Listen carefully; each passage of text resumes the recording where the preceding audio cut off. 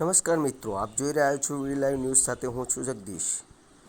વડોદરા જિલ્લાના ડેસર તાલુકાના પ્રતાપપુરા ગામમાં રસ્તાની ખૂબ મોટી સમસ્યા છે. રસ્તામાં ખૂબ મોટા પ્રમાણમાં કીચડ છે. ત્યાંથી બાળકો સ્કૂલે જઈ રહ્યા છે અને કેટલી હાલાકીનો સામનો કરીને તેઓ સ્કૂલે જાય છે.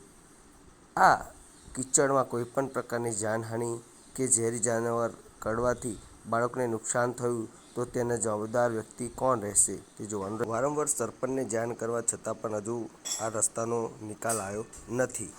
આવા જ અવનવા સમાચાર જોવા માટે અમારી ચેનલને સબસ્ક્રાઈબ કરો, શેર કરો, બેલ આઇકન પર ક્લિક કરવાનું ભૂલતા નહીં, જેથી અમારા સમાચાર તમારા